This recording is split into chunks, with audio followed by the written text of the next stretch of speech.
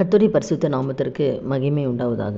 இன்றைய வசனம் 2 சாமுவேலில் கூட நம்ம பார்க்கும் பொழுது 13வது அதிகாரத்தில் அம்னோனுடைய சிநேகிதன் யோனத்தாப்பை நம்ம பார்க்க போகிறோம். ஏன்னா தவறான ஒரு சிநேகிதனால் அவன் வாழ்க்கையில் நடந்தது பார்க்கும் பொழுது அம்னோனுக்கு யோனத்தாப் என்ற ஒரு சிநேகிதன் இருந்தான். அப்போது அவன் கேட்குறான், சிநேகிதன் கேட்குறான் அம்னோன்கிட்ட, தாவீதோட மகன் தான் அம்னோன், நீ ஏன் நாளுக்கு நாள் மெலிஞ்சு போகிற, எனக்கு சொல்ல மாட்டியான்னு கேட்குறான். அதற்கு அம்னோனும், இல்லை தாமார் மேலே நான் ஆசை வச்சுருக்கேன் அப்படின்னு அவன் சொல்லும் பொழுது, அப்போ யோனத்தாப் என்ன ஆலோசனை கொடுக்குறான், வியாதிக்கான போல் நீ உன் படுக்கையில் படுத்துக்கோ, உன்னை பார்க்க உங்கள் அப்பா வருவார், அப்போ நீ தாமார் வந்து எனக்கு போஜனம் கொடுத்து அவள் கையில் சாப்பிட்ணுன்னு சொல்லு, என் கண்ணு முன்னாடி சமைக்கணும்னு சொல்லி நீ சொல்லுன்னு ஒரு தவறான ஆலோசனை சொல்லி கொடுக்குறான். அதே போல் அம்னோனும் வியாதி வந்த போல் படுத்துட்டு ஏமாற்றி ராஜா பார்க்க வரும்பொழுது, தாவீது பார்க்க வரும்பொழுது அதே போல் சொல்கிறான், தாமார் வந்து அவள் கையினாலே எனக்கு சமைச்சு கொடுக்கணும், பணியாரத்தை பண்ணி கொடுக்கணும். அவனுக்கு தாவீதுக்கு தெரியாது இவனுடைய தந்திரமெல்லாம். வீட்டுக்கு அதே மாதிரி தாமார்கிட்ட ஆள் அனுப்பி அவளை வர சொல்லி அந்த மாதிரி அப்போ பண்ணி கொடுக்கும்பொழுது தான் அவகிட்ட தவறாக நடக்கிறான். அப்போ இவ்வளோ பெரிய ஒரு தவறு செய்ய யார் காரணம்னா அவன் கூட இருந்த சிநேகிதன் தான். அவன் என்ன இருந்தால் கூட அவனை என்ன எப்படி இருக்க, ஏன் மெலிஞ்சு போகிற, ஏன் எப்படி இருக்கிற, அவனை நல்லா ஏற்றி விட்டு அவனுக்கு ஒரு ஆலோசனை வேறு தவறான ஆலோசனை சொல்லி கொடுத்து கடைசியில் அந்த பொண்ணுடைய வாழ்க்கையும் போச்சு. கடைசியில் இவனையும் என்ன பண்ணுறான், அப்சலோமை சாகடிச்சிடான். இப்போ இப்படிப்பட்ட ஒரு காரியம் நடக்கிறதுக்கு காரணம் தவறான ஒரு ஐக்கியம்தான், தவறான ஒரு ஃப்ரெண்ட்ஷிப்பு. தவறான ஒரு ஃப்ரெண்ட்ஷிப்னால தவறான ஆலோசனை கொடுத்து இன்னைக்கு அவனே உயிரோடு இல்லை. இந்த நாளில் கூட இந்த வார்த்தை கேட்குற ஒவ்வொருத்தர் வாழ்க்கையிலையும் அதுதான், நம்ம கூட இருக்கிற ஃப்ரெண்டு எப்படிப்பட்டவங்கன்னு நம்ம ரொம்ப முக்கியம். உன் ஃப்ரெண்டை பற்றி சொல்லு, நான் உன்னை பற்றி சொல்கிறேன்னு சொல்லுவாங்க. அது ஒரு பழமொழி மாதிரி சொல்லுவாங்க.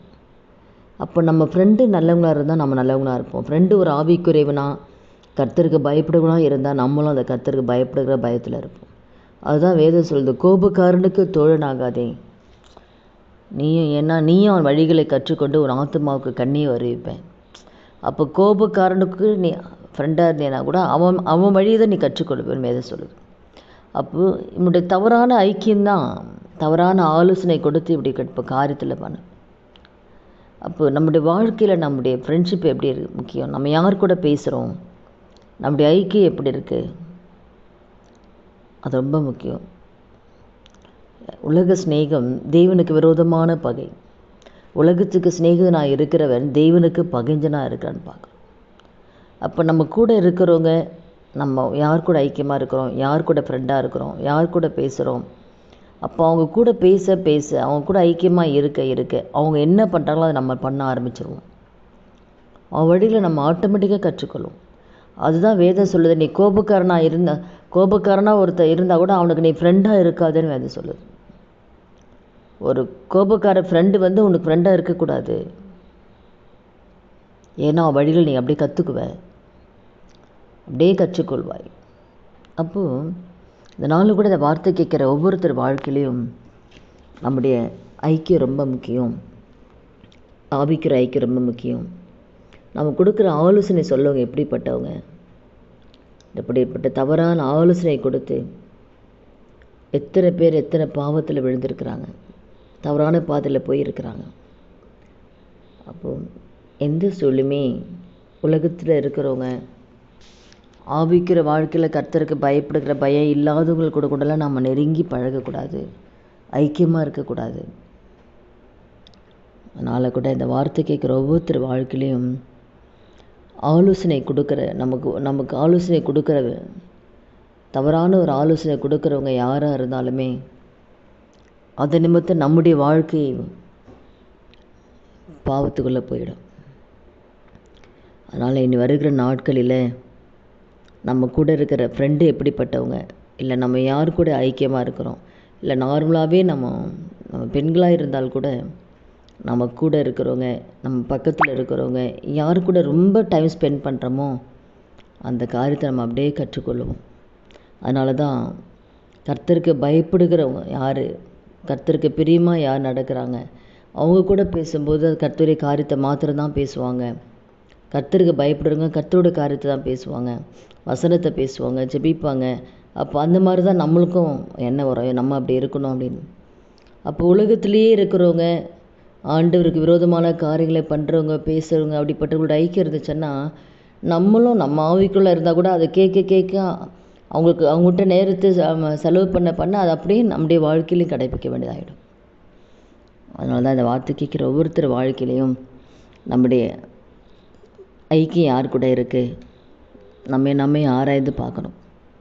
நமக்கு ஐக்கியம் எப்படி இருக்கோ, நமக்கு கொடுக்குற ஆலோசனை சரியான ஆலோசனை தானா, வசனத்தின்படி நமக்கு யார் ஆலோசனை கொடுக்குறாங்க, அதெல்லாம் நம்ம ரொம்ப ஜாக்கிரதையாக இருக்கணும். இந்த நாளில் கூட இந்த வார்த்தை கேட்குற ஒவ்வொருத்தர் வாழ்க்கையிலும் நம்ம யார் கூட ஐக்கியமாக இருக்கோம், நம்ம ஆராய்ந்து பார்த்து அப்படி கர்த்தருக்கு பிரியமில்லாத ஒரு ஐக்கியம் இருந்துச்சுன்னா அதை நம்ம அந்த ஐக்கியத்துலேருந்து நம்ம வெளியே வந்துடணும். நாமளும் போய் பாவத்தில் மாட்டிக்கொள்ளக்கூடாது. அதில் ரொம்ப ஜாக்கிரதையாக இருக்கணும். ஜெபிக்கலாமா? துதிகள் மத்தியில் வாசம் செய்ய நல்ல தகப்பனே, இயேசுவின் நாமத்தினுடைய சமூகத்தில் வருகிறோம். இந்த வார்த்தை கேட்குற ஒவ்வொருத்தர் வாழ்க்கையில் ஆண்டவரே, அவனுடைய வாழ்க்கை கடைசியில் ஆண்டவர் மரணத்தில் முடிந்தது ஆண்டவரே. அப்போ அவன் தவறான ஆலோசனை ஆண்டவரே, அவன் தவறு செய்தல் கூட சுட்டி காட்டக்கூடிய ஆலோசனை இல்லாமல் அவனை இன்னும் பாவம் செய்ய வைக்கக்கூடிய ஆலோசனை கொடுத்து அவனை பாவம் செய்ய வைத்து அவனை மரணத்துக்கு கொண்டு போன இப்படிப்பட்ட ஐக்கியங்கள் ஆண்டவரே, இப்படிப்பட்ட நண்பர்களோ ஐக்கியங்களோ யாருடைய வாழ்க்கையில் இருக்கக்கூடாது ஆண்டவரே. இந்த நாளிலும் ஆண்டவரே, இந்த வார்த்தை கேட்குற யாராக இருந்தாலும் ஆண்டவரே, நம் கூட இருக்கிறவங்க எப்படிப்பட்டவங்க ஆராய்ந்து பார்த்து ஆவிக்குற ஐக்கியத்தில் கர்த்தருக்கு பயப்படுகளை தெரிந்து கொண்டு அவளோடு கூட ஐக்கியமாக இருக்க ஆவியான ஒவ்வொருத்தருக்கும் உதவி செய்ய முடியும். அவனோட கரத்தில் ஒப்பு கொடுத்து செபிக்கிறேன்ப்பா.